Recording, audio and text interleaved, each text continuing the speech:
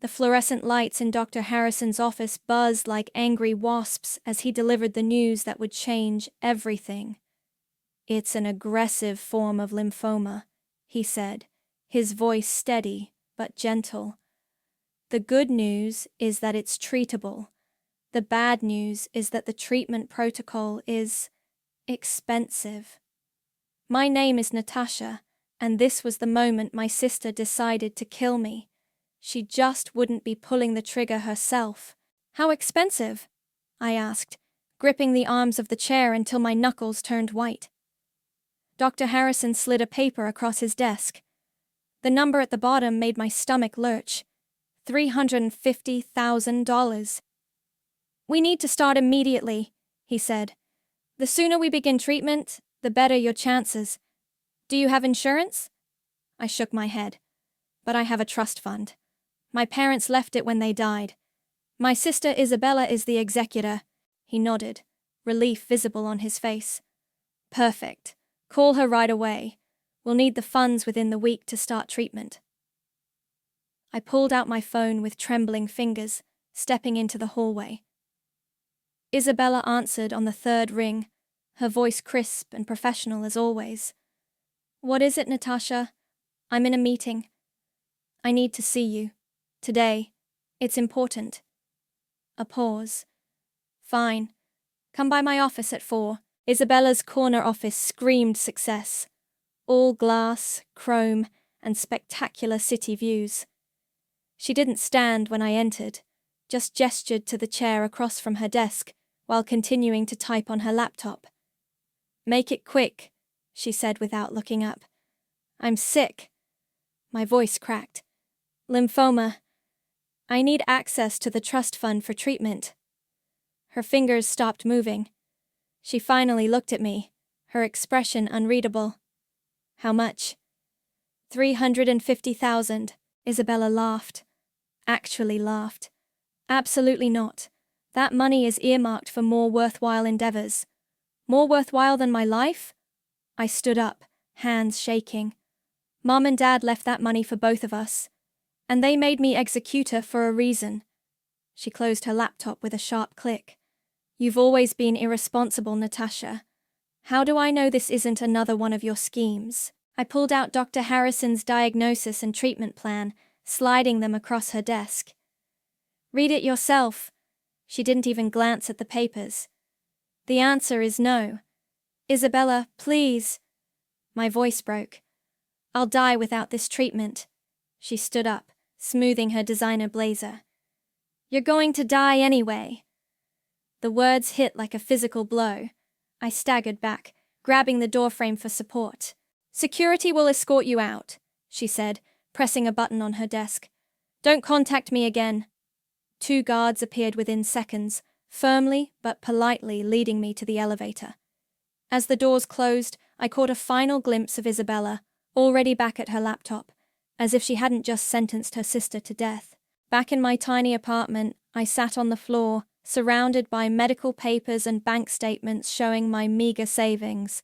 My phone buzzed, a text from Dr. Harrison asking about the funds. With shaking hands, I opened my laptop and started a GoFundMe page. The cursor blinked accusingly as I tried to find the words to explain my situation. How do you tell strangers that your own sister would rather watch you die than help? Another text came through, this one from Matthew, my ex. "Heard you came to see Isabella today. Everything okay?" I stared at his message, remembering how he'd warned me about Isabella years ago. "Your sister's dangerous," he'd said. "She'd burn down the world to warm her hands." I didn't respond to either message. Instead, I opened a new document and began typing, documenting everything that had happened today. Every word Isabella said, every cruel laugh, every dismissive gesture. I didn't know why I was recording it all. Maybe as proof that it really happened, or maybe because some part of me knew this wasn't over. The sun had set by the time I finished, casting my apartment in shadows. I looked at my reflection in the darkened window. Still healthy looking, for now. Still alive, for now. Isabella's words echoed in my head. You're going to die anyway. I saved the document and named it Day 1, because that's what this was. The first day of whatever time I had left, and I was going to use it well. Opening my browser again, I started researching. Medical trials, alternative treatments, legal precedents for trust fund disputes. If Isabella thought I would lie down and die quietly, she was about to learn how wrong she was. I might be dying, but I was my parents' daughter too, and I was going to make damn sure I wasn't the only one who paid for Isabella's decision. 3 weeks after Isabella's rejection, I sat in the hospital waiting room, staring at my GoFundMe total, 23,557, not even close to enough. The campaign had stalled, lost in the sea of other desperate pleas for help. "Natasha," a nurse called. "Dr. Harrison will see you now." He looked concerned when I entered. "Still no luck with the funding?" "I'm trying everything," I said, my voice hoarse. "But the banks won't approve loans without collateral, and "The cancer isn't waiting," he interrupted gently. "We need to start treatment now. There are some clinical trials we could—" My phone buzzed. An email notification. Payment received, $50,000 from ET. I blinked, certain I was hallucinating. Someone just donated $50,000. What? Who? The initials are ET. My mind raced. Evelyn Turner, my mom's best friend. I hadn't seen Evelyn in years, not since my parents' funeral. I excused myself and called her immediately. "I was wondering when you'd figure it out," she answered, her familiar warm voice bringing tears to my eyes. "Evelyn, I can't accept." "Hush. Your mother would never forgive me if I let Isabella get away with this. I'm sending more next week. Start your treatment." Dr. Harrison was already making calls when I returned. "We can begin tomorrow," he said, "but we'll need the rest of the money soon." That evening, my phone rang again. "Matthew, I heard about the GoFundMe," he said. "Why didn't you tell me?" "You're not my boyfriend anymore. It's not your problem." "No, but I am still a lawyer, and what Isabella's doing. It's not just cruel. It might be illegal." I sat up straighter. "What do you mean?" "Meet me for coffee tomorrow, after your treatment." The next day, fighting nausea from my first round of therapy, I met Matthew at our old favorite cafe. He looked exactly the same. Sharp suit, kind eyes, worried frown. "The trust has specific provisions," he explained, spreading papers across the table. "Medical emergencies are supposed to be automatic releases. Isabella can't just—" My phone rang. Unknown number. "Is this Natasha?" A woman's voice, hushed and nervous. "I'm Skylar, Isabella's assistant. Listen carefully. I shouldn't be telling you this, but you need to see an email about your trust fund. Isabella's been moving money around. I'm sending it to you now." The line went dead. Seconds later, my phone buzzed with a forwarded email. Matthew read it over my shoulder, his face darkening. This changes everything. We need to talk to Otis." "The financial advisor? He retired years ago. He's still in the city, and he'll want to see this." Between treatments, Matthew and I built our case. Evelyn sent another payment. My body fought the cancer, while my mind fought Isabella. The breakthrough came a month later. My GoFundMe suddenly exploded after an anonymous post about my story went viral. Donations poured in, along with messages of support and surprising information. "Your sister just announced a new cancer research foundation," Skylar texted one day. "She's using your trust fund money to fund it. Everyone thinks she's a hero." I was vomiting in the hospital bathroom when that message came through. Rage gave me strength I didn't know I had. "We've got enough evidence," Matthew said when I showed him. "We can fight this legally." But I had a different idea forming. "No, not yet. Natasha, she thinks I'm dying. Let her keep thinking that." "Why?" I showed him Isabella's latest Instagram post, her announcing her charitable foundation, captioned, "In memory of loved ones lost to cancer." The date of her grand opening gala was listed below. "Because," I said, "I want to be very much alive when she tries to profit from my death." Matthew's eyes widened. "That's in 3 months. Your treatment will be finished by then. Dr. Harrison said I'm responding well." I managed a smile. "And thanks to everyone except my dear sister, I'm going to make it." My phone buzzed again. "Skylar, Isabella's planning something big for her birthday. Same day as the foundation launch. You need to see these guest lists." I looked at Matthew. "Will you help me?" He reached across the table and squeezed my hand. "Isabella has no idea what's coming, does she?" "No," I said, thinking of my sister's cold smile, her cruel words, her certainty that I would die quietly. "But she will." I had 3 months of treatment left. 3 months to get stronger. 3 months to plan. Isabella thought she was building her legacy on my grave. She was about to learn that some ghosts don't rest. They rise. Otis Riley's retirement home was exactly what you'd expect from a man who managed billions, understated luxury, with a view of the park.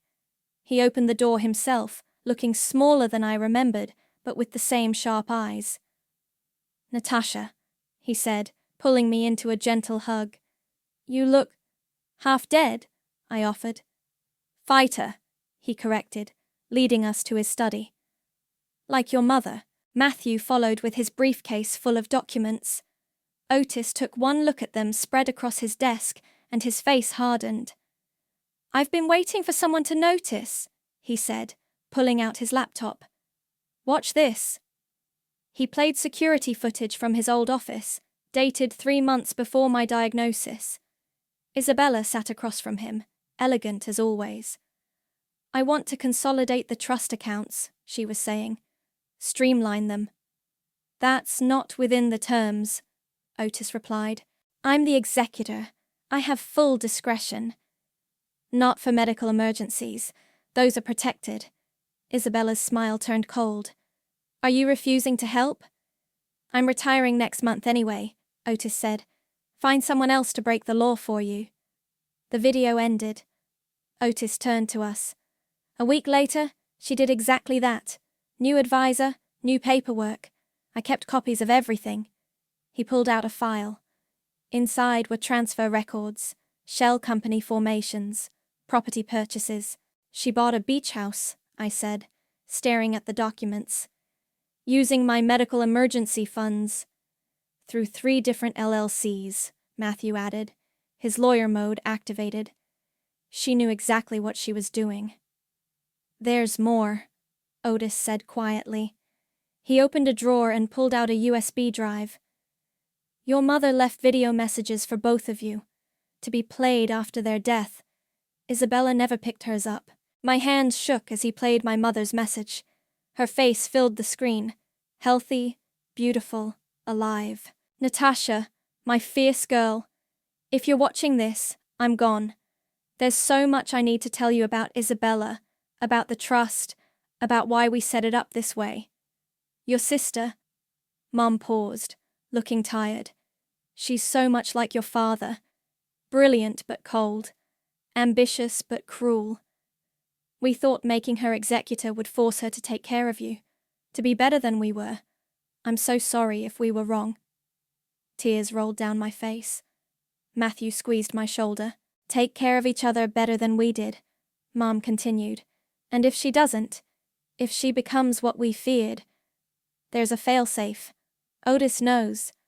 The trust has a poison pill, Natasha. Use it if you must." The screen went dark. "Poison pill?" I looked at Otis. He nodded grimly.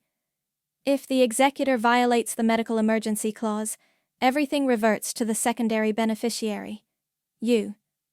"But we'd need proof of violation," Matthew said. "Like her buying property with medical emergency funds while denying actual medical care." I held up the transfer records. "Like her telling me to die?" "Exactly like that." Otis smiled. And I have something else you should see. He pulled up Isabella's foundation paperwork. Look at the funding source. Matthew whistled. She's using your trust money to fund her fake charity. That's fraud, Otis finished. Clear as day. My phone buzzed. Another text from Skylar. Isabella's birthday gala guest list includes every major financial journalist in the city, plus donors, socialites, board members. She's going all out. I showed the message to Matthew and Otis. Perfect timing, Matthew said. Maximum exposure. But we need to be careful, Otis warned. Isabella has powerful friends.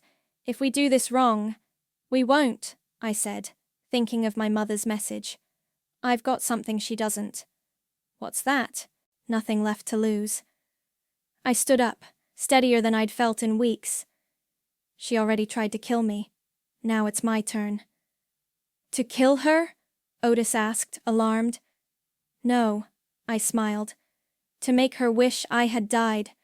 Because everything she's built? It's all based on the assumption that I wouldn't survive to tell the truth.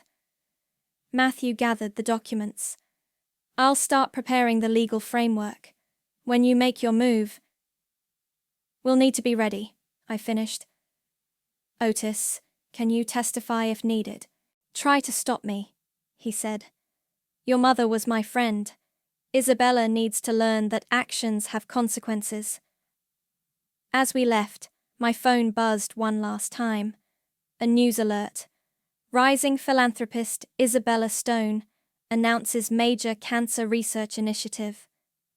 The article showed her at a podium, tears in her eyes, speaking about family responsibility and legacy, about honor, about love. I saved the article to my growing file.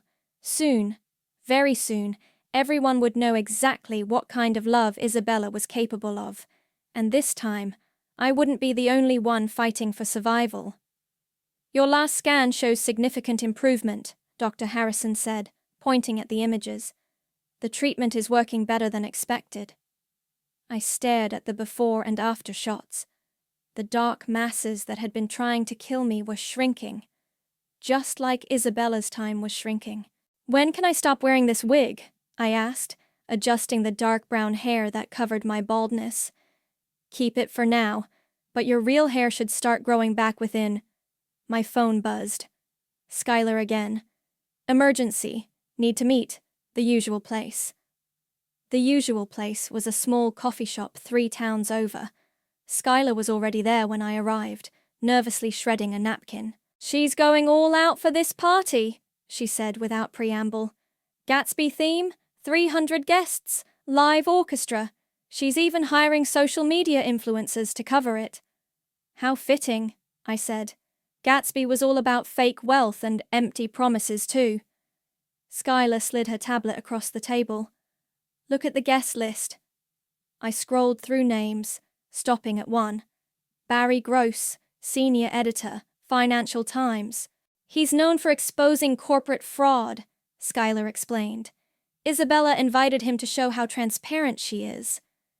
I couldn't help but laugh. Perfect. There's more. Skylar lowered her voice. She's planning to announce a scholarship in your name. The Natasha Stone Memorial Fellowship for Cancer Research. My hands clenched around my coffee cup. Using my trust fund money to create a memorial for me while actively ensuring I die. That's actually impressive. I can't do this anymore, Skylar burst out. The lies, the manipulation.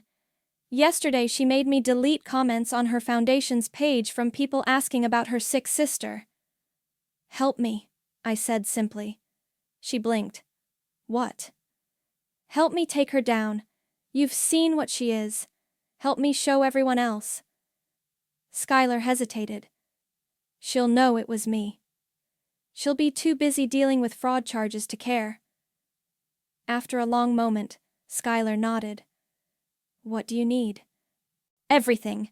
Guest layouts, security details, timeline, and, I smiled, an introduction to Barry Gross. That evening, I met Matthew at his apartment. Papers covered every surface: legal documents, financial records, witness statements. Barry Gross agreed to meet, I told him, tomorrow. Are you sure about this? Matthew asked. Once we involve the press, Isabella made this public when she used my death for publicity. I picked up a photo from her foundation launch. Look at her, crying crocodile tears while announcing her charitable works. She's writing herself as the grieving sister while actively blocking my treatment. Speaking of treatment, he said carefully, are you strong enough for this? Dr. Harrison says I'm responding well. By the party, I'll be... A knock at the door interrupted us. Matthew checked the security camera and quickly opened it. Evelyn rushed in. Isabella's making moves, she said without greeting. She's trying to transfer more trust money offshore. My banking contacts flagged it. Can they stop it? I asked. Temporarily, but she's getting nervous. Someone leaked that you're still alive. Matthew and I looked at each other. Skylar? No, Evelyn said. The hospital. Apparently a nurse posted about a miraculous recovery case. No names, but... Isabella will start digging, I realized. Let her, Matthew said. The more desperate she gets, the more mistakes she'll make. My phone chimed, an email from Barry Gross confirming our meeting. I showed it to them. Once he's involved, there's no going back, Evelyn warned. Good, I said. I'm tired of hiding. Later that night, alone in my safe house apartment, I watched Isabella's latest Instagram story. She was previewing party decorations, talking about family legacy and honoring lost loved ones. A text from Skylar lit up my phone. She just ordered a giant portrait of you for the memorial announcement, the one from Mom's funeral. I looked in the mirror. The wig was good, but it wasn't me. The face was thinner, sharper. Cancer and betrayal had changed me in ways no portrait could capture. Another text, this time from Matthew. Barry Gross is known for dramatic exposés. You sure you want to give him this story? I thought about Isabella's words. You're going to die anyway. About my mother's warning. If she becomes what we feared. About all the nights I spent sick and alone, fighting not just cancer, but the knowledge that my own sister had chosen this for me. Yes, I texted back. It's time everyone knew exactly who Isabella is. I pulled up the party invitation on my phone. 2 weeks. 2 weeks until Isabella's perfect world shattered. She thought she was hosting a party to celebrate her triumph. She was actually hosting her own downfall. And I had a front row ticket. Barry Gross ordered a black coffee and studied me over the rim of his cup. So, you're the dead sister. Reports of my death have been greatly exaggerated, I said, sliding a USB drive across the table. Everything's here. Bank transfers, property purchases, recorded conversations, witness statements. He plugged it into his laptop, eyebrows rising as he scrolled. This is... comprehensive. I had a lot of time during chemo. Why come to me? Because you're invited to her party, I said. And because you have a reputation for exposing frauds who hide behind charity. He leaned back. Your sister's foundation is making waves. Lots of powerful people involved. All built on stolen money and a fake death. I pulled out my phone, playing the recording Skylar had made yesterday. Isabella's voice filled the air. Of course I knew the treatment would work, but if she got the money, I'd lose control. Better to let nature take its course. Barry's expression hardened. Who recorded this? Her assistant. There's more. There always is. He closed his laptop. What exactly do you want? Justice, truth, revenge. I shrugged. Take your pick. And you want to do this at her birthday party? Where else? She's gathered every influential person in the city to witness her generosity. Perfect time to show them who she really is. He studied me for a long moment. You know this will destroy her. She tried to kill me by denying me treatment. Destruction seems fair. I'll need to verify everything. You have a week. I stood up. Oh, and Barry, don't wear white to the party. I hear there might be blood. The next few days were a blur of preparation. Evelyn took me shopping for the perfect dress. Elegant, expensive, deadly. You look like an avenging angel, she said as I tried it on. That's the idea. My phone buzzed. Skylar. She's getting paranoid. Started asking questions about hospital records. I forwarded the message to Matthew, who called immediately. We need to move faster. She's going to figure it out. Good, I said. Let her sweat. Natasha, trust me. I know my sister. That afternoon, I met with Otis to rehearse his part. When Barry asks about the trust violations, I'll have all the documentation ready, he assured me. Isabella's not the only one who knows how to plan ahead. My final treatment session was 3 days before the party. Dr. Harrison gave me a clean bill of health. It's a miracle, he said. No, I replied. It's spite. The night before the party, I couldn't sleep. I played my mother's video message again, focusing on her words. Take care of each other better than we did. My phone lit up. An unknown number. Is this Natasha? A man's voice. I'm Caesar, Skylar's friend, IT specialist.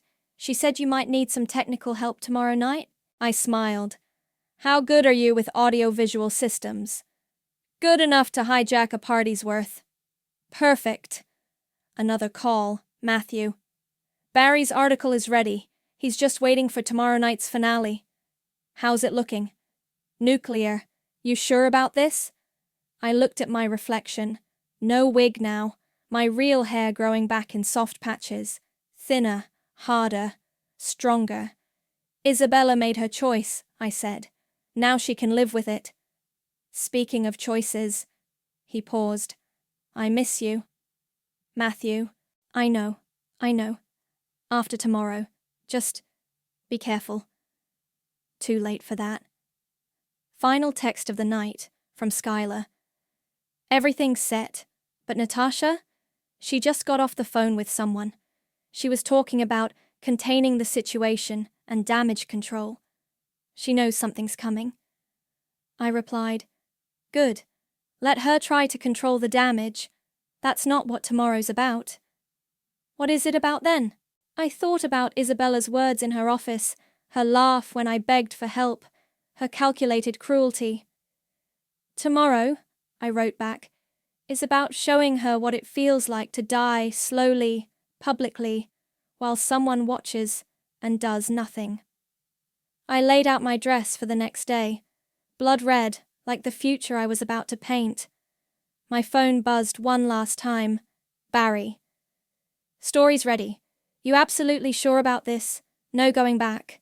I sent him the video of Isabella at her foundation launch, crying as she announced her dedication to fighting the disease that took my beloved sister. She built her reputation on my death, I replied. Seems only fair I build my revenge on her life. Tomorrow, Isabella would learn that some things are worse than death, like watching everything you built crumble while your dead sister smiles. The party was exactly what you'd expect from Isabella. Excessive, elegant, and entirely fake. Like her. I watched from a service entrance as guests arrived in their finest, air-kissing and champagne-sipping their way through the mansion she'd bought with my trust fund money. Security's in position, Caesar whispered through my earpiece. Skylar disabled the backup systems. We're ready when you are. I adjusted my red dress and the small microphone hidden in my necklace. Cameras? Barry's people are in place. Everything will be recorded. Matthew appeared beside me, handsome in his tuxedo. Last chance to back out. Not a chance. I nodded toward the grand staircase where Isabella stood greeting guests. She wore white, of course she did. pure as driven snow. How long until her speech? 20 minutes, Skylar's voice came through the earpiece. She's gathering everyone in the main hall. I watched Isabella work the room, laughing and touching arms, playing the gracious hostess. The giant portrait of me, the memorial photo, hung prominently near the stage. Look at her, I muttered. She's actually enjoying this. Not for long. Matthew squeezed my hand. Ready? I took a deep breath. Places, everyone. The lights dimmed right on schedule. Isabella glided to the stage, tapping her glass for attention. The crowd hushed. Welcome, friends, she began, her voice thick with practiced emotion. Tonight isn't just about celebrating another year of life. It's about remembering those we've lost and honoring their memory through action. Scattered applause. I moved closer, staying in the shadows. Many of you know I recently lost my beloved sister Natasha to cancer. Isabella gestured to my portrait. Her tragic passing inspired me to create the Natasha Stone Memorial Foundation. Now, Caesar, I whispered. The portrait disappeared, replaced by security footage of Isabella in her office. You're going to die anyway. Gasps rippled through the crowd. Isabella faltered. There seems to be a technical difficulty. The video changed. Isabella talking to her new financial advisor, moving trust money, laughing about medical emergency clauses. Security! Isabella called out, her composure cracking. Cut the feed! They can't, I said, stepping into the light. They work for me now. The silence was absolute. Isabella's face went chalk white. Hello, sister, I smiled. Miss me? Someone screamed. Barry's photographer's camera clicked rapidly. Isabella gripped the podium. This is impossible. You're dead. Funny thing about that, I moved toward the stage. Turns out I'm harder to kill than you hoped, even without the treatment you denied me. I don't know what you're talking about, she tried to recover. Everyone, please. My sister is clearly unwell. Play it, Caesar. Every screen in the room lit up with Isabella's voice. Of course I knew the treatment would work. But if she got the money, I'd lose control. Better to let nature take its course. That's doctored, Isabella snapped. This is ridiculous. Is it? Otis stood up from the audience. I have all the transfer records, Isabella. Every penny you stole, every document you falsified. The trust fund regulations were clear. Matthew added, joining me. Medical emergencies get automatic release. You knew that when you moved the money. To buy this house, I gestured around. To fund your fake foundation. To build your reputation on my death. Isabella's eyes darted around the room, finding nothing but shocked faces and recording phones. You don't understand, she tried. I was protecting our parents' legacy by killing their daughter. I was on the stage now, by watching me beg for help and laughing. I never... Play the office video again, Caesar. Full volume this time. Isabella's cruel laugh filled the room. You're going to die anyway. Turn it off, she screamed. Why? I asked softly. Isn't this what you wanted? An audience for your performance as the grieving sister? Security! She tried again. They've seen the evidence too, Skylar stepped forward. Everyone has. Barry was typing furiously on his phone. Other journalists were doing the same. The story was already spreading. You tried to kill me, Isabella, I said into the horrified silence. But instead, you just killed everything you built. She lunged for me then, mask finally shattering completely. You were supposed to die. The cameras caught everything. Her attack, the security guards pulling her back, her mascara-streaked face contorted with rage. Ladies and gentlemen, I addressed the crowd, meet the real Isabella Stone, the loving sister, the charitable philanthropist, the would-be murderer. As they led her away, still screaming, I turned to Barry. Get everything you need, He nodded, already calling his editor. The party dissolved into chaos. Guests fleeing, phones ringing, reporters shouting questions. Through it all, I stood on stage, very much alive, watching my sister's carefully constructed world burn to ashes, just like she'd planned to watch me die. Only one of us was going to survive this night, and I'd made damn sure it would be me. The aftermath was swift and merciless. Within hours, Barry's article went viral. Cancer Foundation founder attempted to kill sister by denying treatment. Every major news outlet picked it up, each adding new details as they emerged. Isabella sat in her mansion's study, surrounded by lawyers, watching her empire crumble in real time. I watched from the doorway as her phone buzzed constantly with board members resigning, donors withdrawing, friends distancing themselves. "You've ruined everything," she said without looking at me. "No," I stepped into the room. "You did that yourself." Her lawyer, a nervous man named Paul, cleared his throat. "Miss Isabella, given the evidence, we should discuss plea options." "Plea options?" She whirled on him. "I'm the victim here. She orchestrated this whole thing to destroy me." "We have the transfer records," Matthew said from behind me. "The recorded conversations, witness statements, your own words on video." "I want to press charges," I added quietly. Isabella laughed, that same cruel laugh from her office. "For what? Being a bad sister?" "Fraud," Matthew listed off. "Embezzlement. Attempted manslaughter through denial of medical care.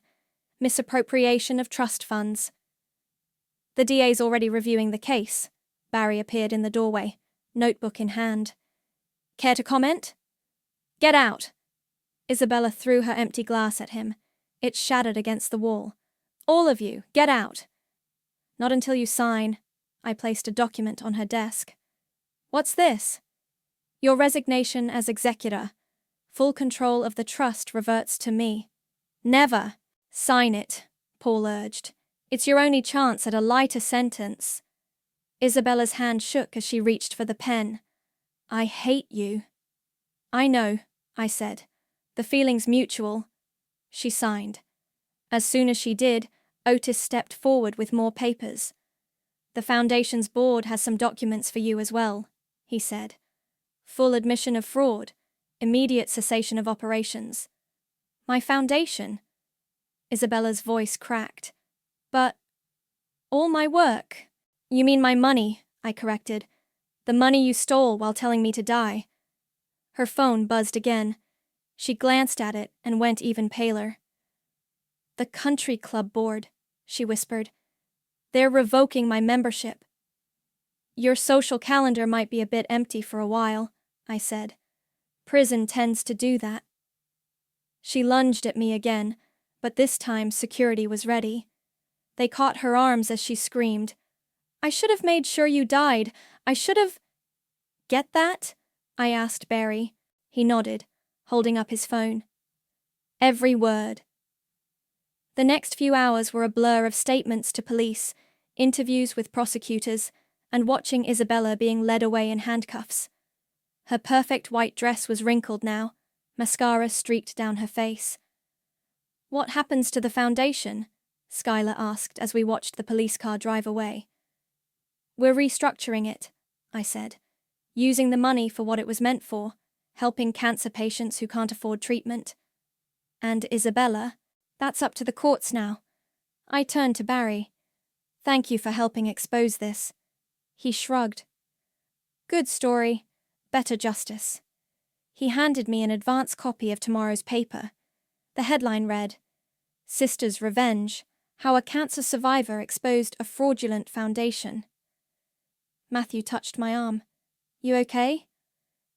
I looked around the mansion, at the scattered party decorations, the abandoned champagne glasses, my memorial portrait lying face down on the floor. "I didn't want this," I said quietly. "Any of it. I just wanted my sister to help me when I was dying." "I know." He pulled me close. "But you turned her cruelty into something good. The Foundation will help people now. Really, help them. My phone buzzed. Dr. Harrison. Saw the news. Proud of you. When you're ready, let's talk about using the foundation to help my other patients. Another text from Evelyn. Your mother would be proud. Not of what Isabella did, but of how you survived. How you fought back. The sun was rising as we finally left the mansion. Reporters were still camped outside, shouting questions. Miss Stone, what happens next? Will you press full charges? What about the foundation money? I stopped at the top of the steps, suddenly tired of hiding. Oh, what happens next is justice, I said clearly. For me, for every patient the foundation will help, and yes, even for Isabella. Because unlike her, I believe in giving people what they deserve. As cameras flashed and questions flew, I walked away from the mansion my sister had bought with my death money. Away from the party that was supposed to celebrate her triumph. Away from the person I'd had to become to survive. Isabella had tried to write my ending. Instead, I'd written hers. And somewhere between survival and justice, I'd found something she never had. Peace. The courtroom was silent as Isabella stood for sentencing. She'd traded her designer clothes for a simple black suit, her perfect makeup for shadows under her eyes. Before I deliver the sentence, the judge said, would the defendant like to make a statement? Isabella turned, facing me in the gallery. For a moment, I saw something flicker in her eyes. Regret. Fear. Then it was gone. I did what I thought was right, she said flatly. To protect our family's legacy. By killing your sister? The judge asked. By preventing waste? Isabella's voice hardened. She was always the irresponsible one, the wild one. I was protecting… The beach house? I interrupted. The foundation? Your reputation? The judge cleared his throat. Miss Isabella, given the severity of your crimes and your continued lack of remorse, I sentence you to 8 years in federal prison. Additionally, you are barred from serving as a financial trustee or foundation director for life. As they led her away, she didn't look back.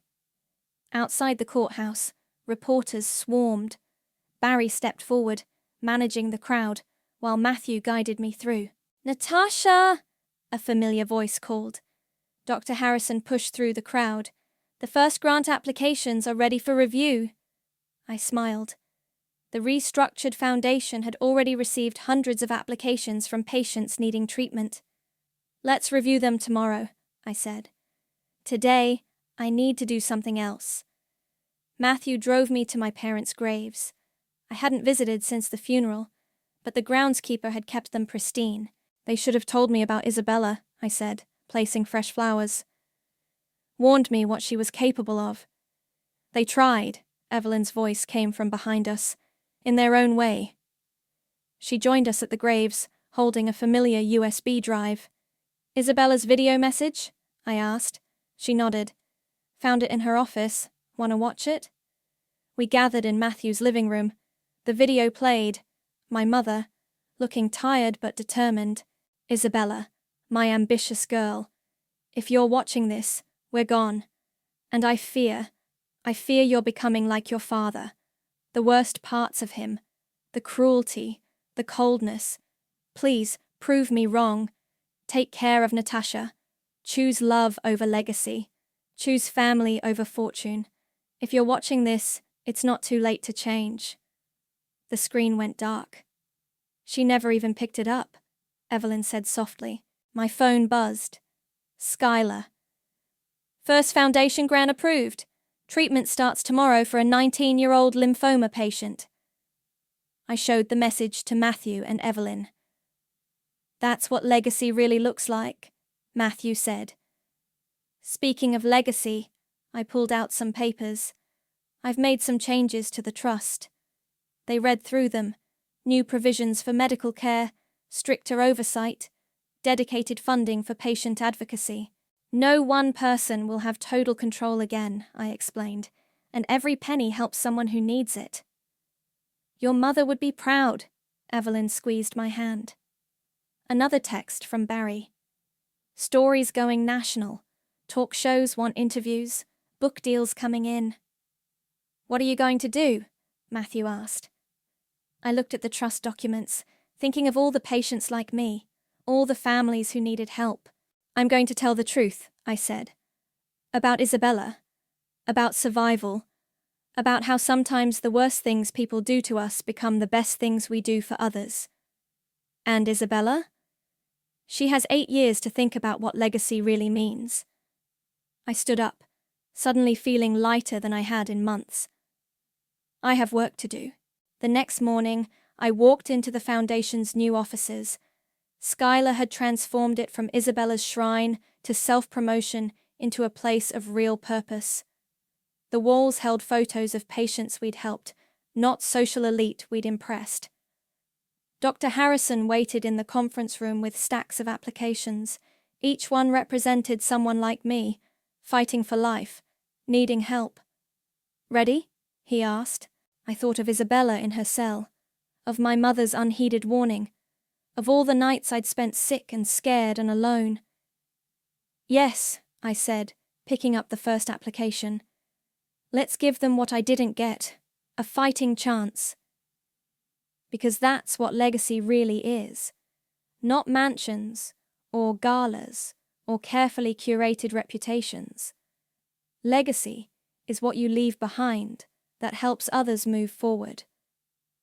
Isabella tried to kill me to protect her legacy. Instead, she gave me the chance to build a better one life at a time, one grant at a time, one story of survival at a time. She thought she was writing my ending, but really, she just helped me write a better beginning. For everyone.